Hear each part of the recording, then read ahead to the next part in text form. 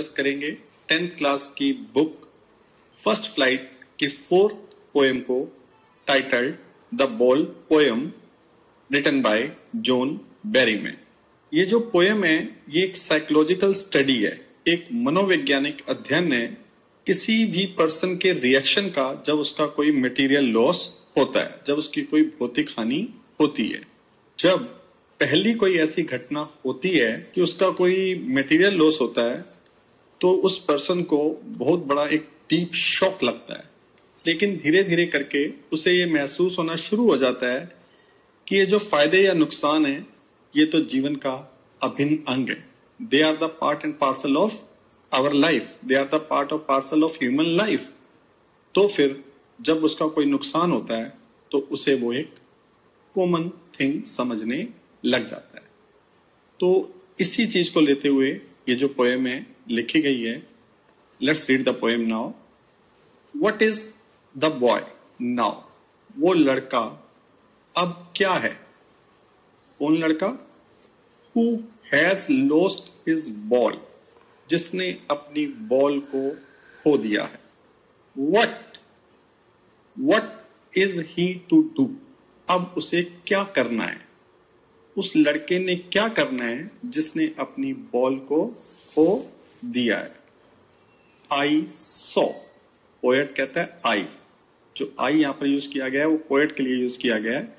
तो पोएट कहता है आई सॉ, मैंने देखा, इट गो, उस बॉल को जाते हुए, मैरिली, खुशी खुशी, बाउंसिंग करते हुए, उछलते हुए, डाउन द स्ट्रीट, स्ट्रीट में नीचे की तरफ जाते हुए देखा मैंने। एंड देन, और फिर क्या हुआ? मैरिली, ओवर, खुशी से, over there, it is in the water. अब वो कहां पे चली गई? पानी में चली गई। वो बॉल पानी में चली गई जिससे वो लड़का खेल रहा था।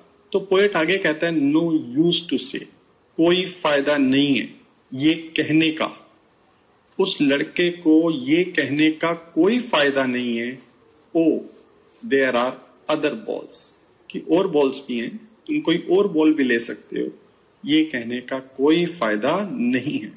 An ultimate shaking grief fixes the boy, एक अत्यंत हिला देने वाला दुख, शॉक उस बॉय को लगता है। एज ही स्टैंड्स, जब वो खड़ा होता है, रिजिड होकर, बिल्कुल सख्त सा होकर, ट्रेम्बलिंग, कांपता हुआ, स्टेरिंग डाउन, नीचे घूरता हुआ, staring down all his young days, किसको घूरता हुआ?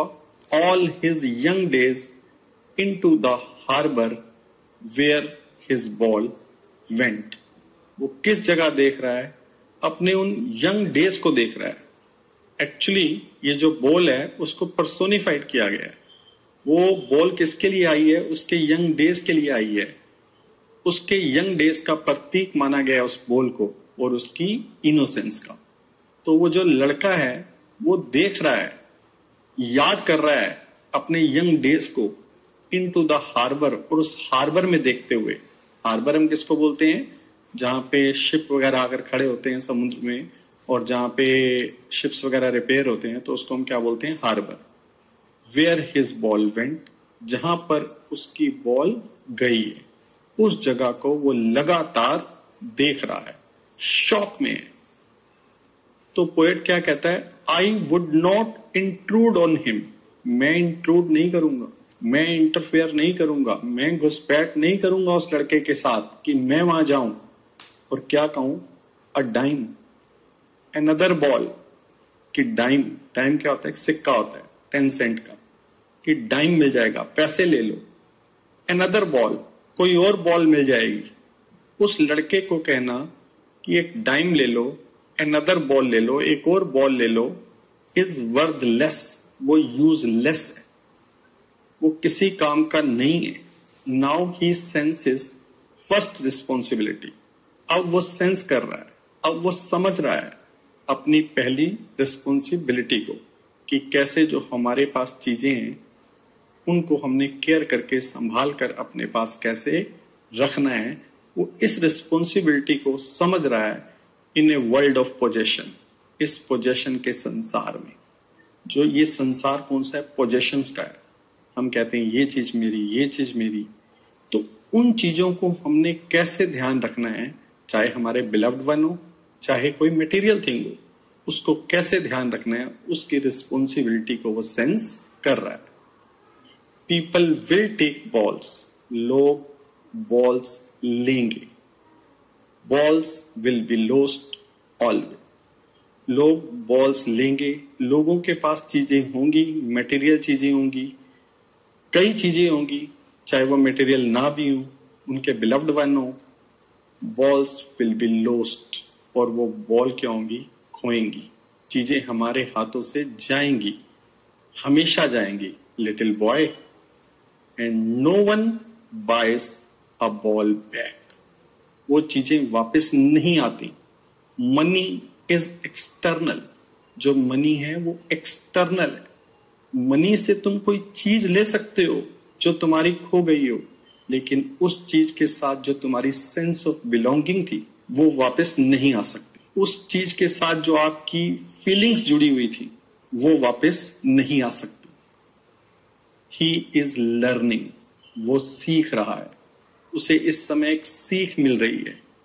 Well behind his desperate eyes, किसके पीछे? उसकी होपलेस आइज के पीछे। आंखों से तो वो देख रहा है कि मेरी चीज क्या हो गई? खो गई। लेकिन आंखों के पीछे माइंड में उसे एक समझ भी मिल रही है। वो क्या समझ मिल रही है? द एपिस्टेमोलॉजी, वो एक ज्ञान सीख रहा है, एक नॉलेज उसे मिल रही है, उसे एक समझ मिल रही है कि चीजों का नुकसान कैसे होता है, हाउ टू स्टैंड अप, और अगर नुकसान हो जाए तो उसको सहन कैसे करना है। नोइंग, वो इस समय वो चीज जान रहा है, वो लड़का, what every man must one day know, जो हर आदमी को एक दिन जरूर जाननी चाहिए और उसे जाननी पड़ती है।